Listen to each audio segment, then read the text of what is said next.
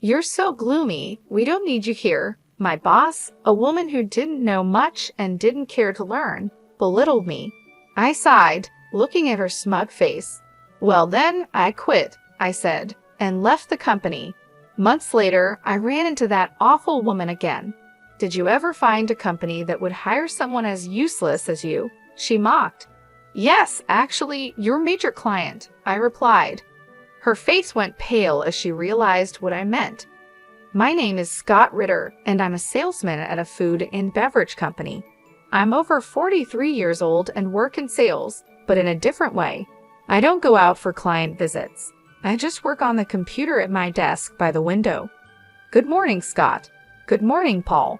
Scott, we're going out for drinks after work today. Would you like to join us? Thank you for the invite, but I have other plans. Got it. I didn't talk much with other employees and spent most of my time in front of the computer. Everyone else was younger, which partly explained why I didn't fit in with their conversations. Scott always dresses so neatly right. His clothes are always ironed perfectly, and his shirts are crisp. And he smells good too. It's not perfume, maybe fabric softener. I wonder what brand he uses. I noticed them glancing my way and chatting a few times, but I never asked what they were talking about. I just kept working. Time to clock out already. Good work today. Yes, good work today. Scott always leaves right on time, so we know when it's time to go. In a way, he's like an alarm clock for us. I left work on time every day. Sometimes I had places to go after work, and sometimes I just went straight home. Would you like to join our company? Yes, thank you. I'd love to. I joined this company about 5 years ago. Before that, I worked at a different beverage company, but I was approached to join this one. I never stayed long at one company, moving around in the beverage industry. Scott, how have things been since you started? Fine, no major issues. Everything is going smoothly for now. That's good to hear. We have high hopes for your work. Thank you. It was a company executive who had approached me. He had heard about me and reached out. It seems this company often recruits from outside. Well, Scott, do you have a moment? Sure, I'm available. I wanted to ask you about sales strategies. If it's something I know, I'll send you the information you need. Thank you. I'll email you later. I'd like to learn more about Company D and a few other things, said Pamela. Got it, Scott. You're the same as always, she replied, understanding my usual straightforward approach. Just then, Michael approached as the younger colleagues were chatting with me. Michael Phelps is the only colleague close to my age in sales, and he's the one who brought me to this company. That's right, thanks for your help with that issue. I'll be counting on you again, I said. Got it. Also, the client wants to go out for drinks next time. Understood. Michael and I had known each other before joining this company, so we could communicate with just a few words. As the only other senior employee, he handled a lot of different tasks.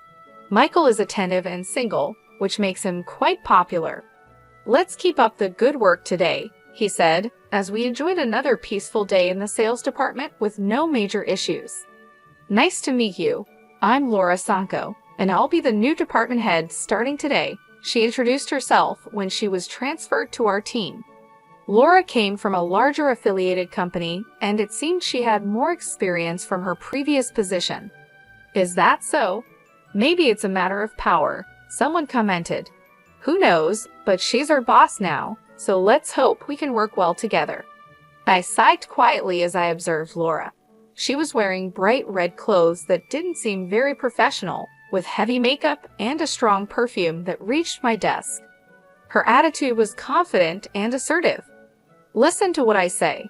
I'm in a higher position than you, she said, making her authority clear.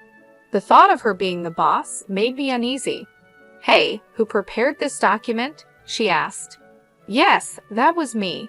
Read this document, and the client you're handling will now be my responsibility. Am I really changing this now? What's wrong with this document? Figure it out yourself. Look, it's easier to read this way, but in our company, we usually just do as I say, she insisted, making sure everyone in the sales department followed her lead because of her background in a big corporation.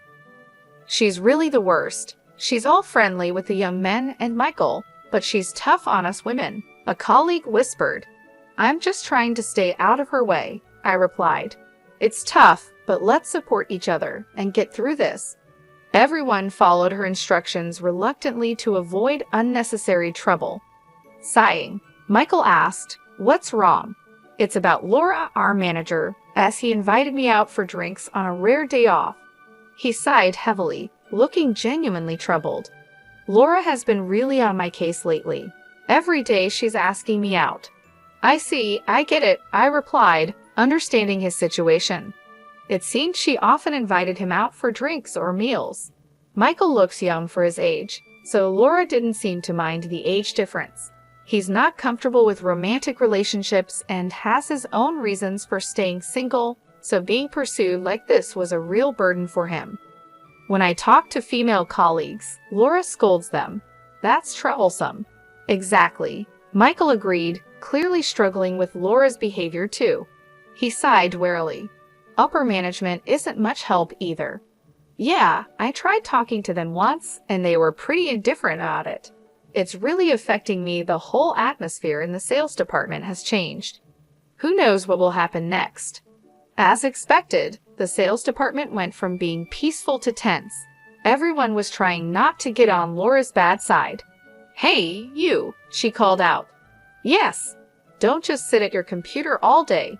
Get out and work." "I am working though. I've told you to go out and visit your clients. Since I've been here, I haven't seen you leave the office even once. And yet, you're always dressed up." That's when Laura started targeting me. She glanced at my computer, clearly not understanding what I was doing. "You're not doing any work, are you?" "I am doing my job." She thought I was slacking off. "Besides, you hardly talk to anyone in the office. You just say hello and nothing more." "Everyone is busy, so I try not to disturb them," I explained, preferring to communicate through email and chat. That's also how I heard about her rumors and complaints. "Really, you're so gloomy. You're in sales, but you're glued to your computer, not going out for field work, not interacting with other staff. And you're always dressed in mismatched clothes, leaving right on time. Are you taking your job lightly?" Laura seemed to really dislike me, constantly picking on me and making snide remarks. "Scott, are you okay? Laura was hard on you today, right?" "I'm fine," I replied. "She's focused on me right now, so it's been easier for the rest of you. Let me know if you need anything. We're here to help." "Thank you, everyone." The sales staff noticed what was happening and showed their concern. They often intervened by saying things like, "There's work to do," or "A customer is here," to pull her away. Aside from Laura, I had good relationships with others. "What's with that manager? She complains about Scott leaving on time, but she leaves early too." "It's true. I saw her at a bar the other day." "Me too. She was drinking a lot." "How much does she spend on drinks?" "Apparently, she was drinking with business partners, and it's all being paid for with company money." "Really?" More and more, the talk about her wasn't about her work skills, but rather unpleasant rumors. "Are you okay?" "I'm fine. If her bothering me gives you all a chance to work, then it's okay. I'm really sorry if anything happens. I'll help out, and you know what's going on. You've changed jobs a lot, haven't you? If you ever decide to leave, could you let me know?" I nodded, and Michael said, "Thank you," and walked away. Unlike me, Michael has always been the type to stay in one place, but it seemed this situation was making him reconsider. A few months after Laura arrived, there was trouble. The sales department's expenses had increased, leading to orders for cost-cutting. Why have the expenses gone up? Now we're told to cut costs. It's ridiculous, Laura complained. But the rise in expenses was her fault. Her excessive spending on entertainment was causing the increase. Everyone knew she was frequently out drinking. "I don't want to cut back on entertainment expenses. If they're cut, I won't be able to drink as much. It's your fault, Scott." "Why me?" "You're not working.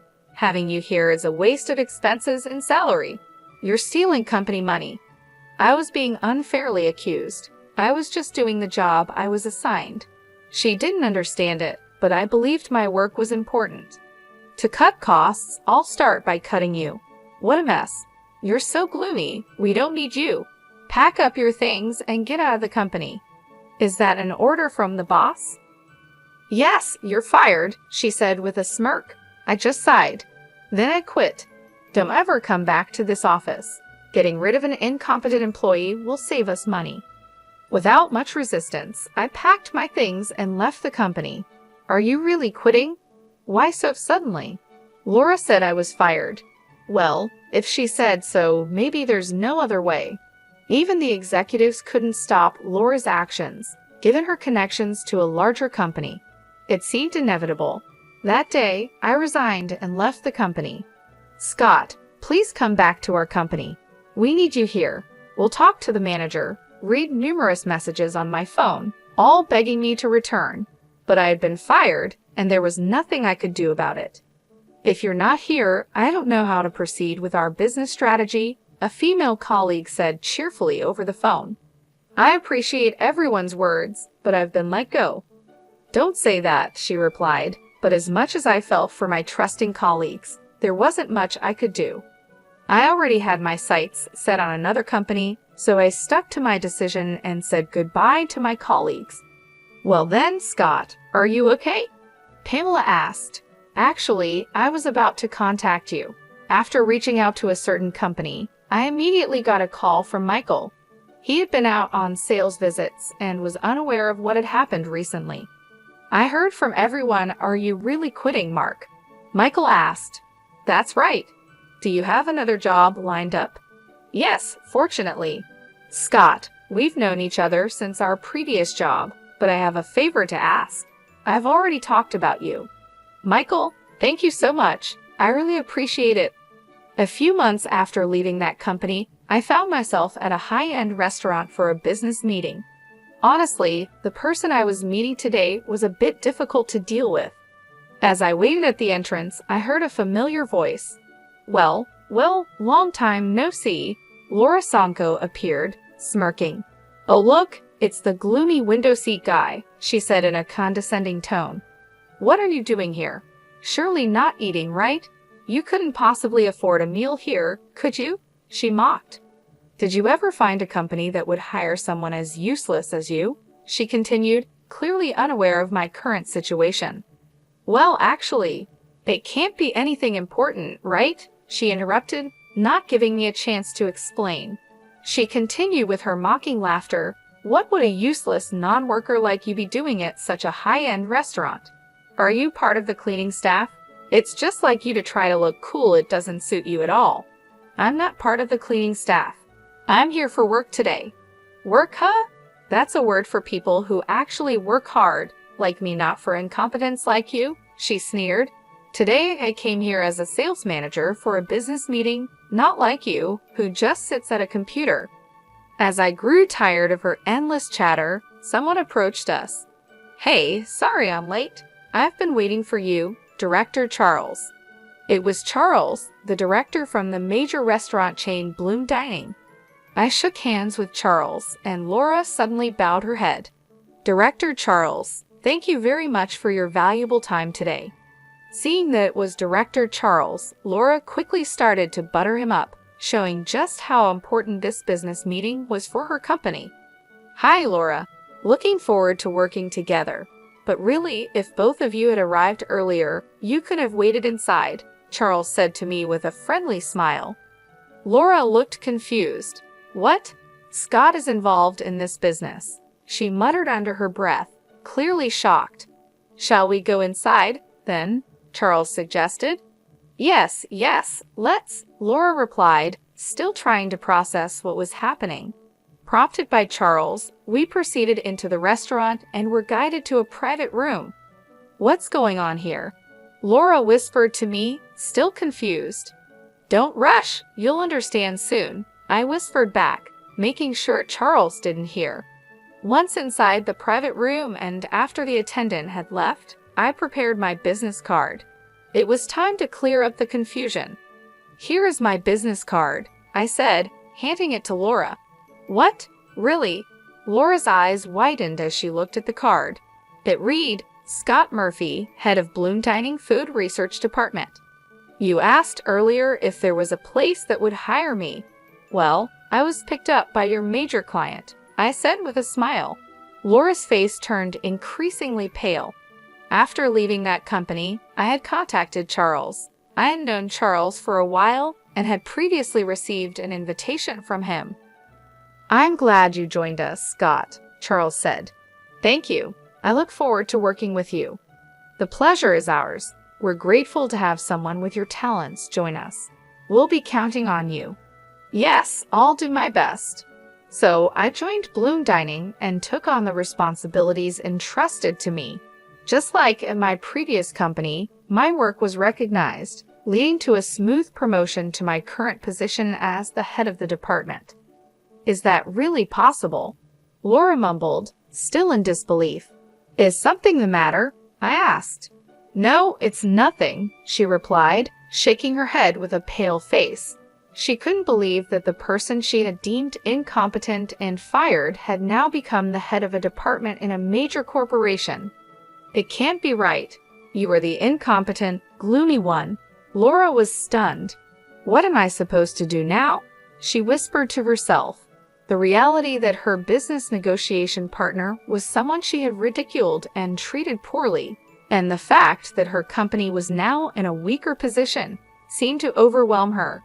It was a complete reversal of our previous situation when she had fired me. Now, it was time to see her skills in business. So well, she stammered.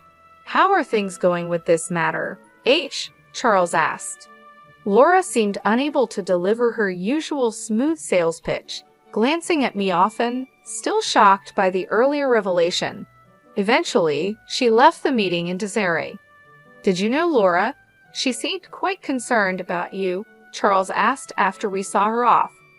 Actually, she's the one who fired me from my previous job, calling me a gloomy incompetent. Really? Charles responded, clearly surprised. I then shared the whole story of my previous job with him. What a rude person she is, Charles said, sounding indignant, as if it were a personal insult. Regarding this deal, I don't want to work with such a disrespectful person in the future. Let's get someone else to handle it. Yes, let's proceed with the negotiations once the representative is changed. All right, I'll make sure to communicate that, I assured him. Charles and I decided to request a change of representative from Laura's company.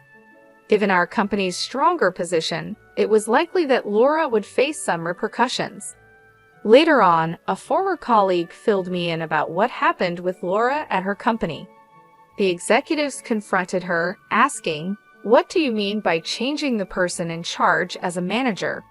It turns out the sales staff who had been putting up with her behavior reported her past actions to the executives, including the incident where she fired me. They told her, "We have refrained from reprimanding you because you're from an affiliated company, but this time we will have to report back to your parent company." The look on Laura's face was ashen. Is that so? Thanks for letting me know. Not at all. I owe you, Scott, my former colleague replied, smiling and relieved at how things had turned out. Sometime later, I got a call from the executives of my former company. "Scott, would you consider coming back to us?" they asked. Apparently, they were rethinking my employment. After I left, the work I did in the sales department was reevaluated, and there was a noticeable decline in the department's performance, prompting an investigation. I had been researching long-term business strategies for clients, staying up to date with recent trends and explaining these in a clear way to the sales team. I also advised on sales strategies, which is why I was always at my computer. Besides that, I was checking the financial status of all our business partners and managing the accounts receivable to make sure they didn't become bad debts. I would meet with representatives from current and potential clients to gather information, often over drinks. I was uncovering hidden needs in other companies and providing feedback to the sales team. That's why I dressed well after work, which made transitioning to major corporations easier. You really did significant work. You're in demand everywhere, aren't you? Not really, but I do get to see various companies because of it. How about this? We can offer you more than double your previous salary. Double my previous salary would be a substantial amount, but I said, I'm sorry, I can't trust a company that tolerated her behavior to such an extent, and I'm happy with my current job. With that, I ignored their plea to reconsider and declined the offer to return. I heard our manager came for negotiations for us. Charles is our director now. Oh, my apologies. Michael was the first to approach me with this news. When I was fired, Michael decided to switch to Bloom Dining and joined the sales team after me. He had been with the previous company for many years, but had enough of dealing with Laura. He thought about moving to another company like I did. My firing was the trigger for him to join Bloom Dining. Interestingly, Charles, after hearing from me, was ready to hire Michael on the spot, but the dedicated Michael went through a formal interview to join our team. Originally a talented salesman, Michael now excels at Bloom Dining too. Scott, please listen. Calm down, Helen, I said. Helen, a female employee from my former department who cried when she learned I had left, still seemed to admire me. I've been assigned the research tasks you used to handle. Can you teach me? Really? Taking over the tasks from a company I left is, please, I really want to improve our sales. Despite my hesitation, I was moved by Helen's eagerness and decided to teach her. So this is how it works. Yes, that's how it works. Our relationship resembled that of a teacher and student due to the age difference. We're really like teacher and student. Yes, it would be something like this if I had a student. Thank you, Professor. Teach me too, Professor. Please don't call me that, Brian. When we met occasionally for lessons, another former colleague, Brian, wanted to join, eager to learn my sales techniques. I thought, with these two, that company will be okay. I was relieved to see them positively trying to learn, just like before. They could form a great team, much like Michael and I did in the past. As for Laura, she ended up returning to her original company as a regular employee. However, her lavish lifestyle and love for drinking couldn't be supported by her regular salary, so she secretly started working at nightclubs. But moonlighting was against her company's rules, and once they found out, she was fired. Now, Laura is struggling to attract clients because of her haughty attitude, and she isn't earning much. It's a sort of poetic justice, a case of cause and effect. I saw her looking rough in downtown recently.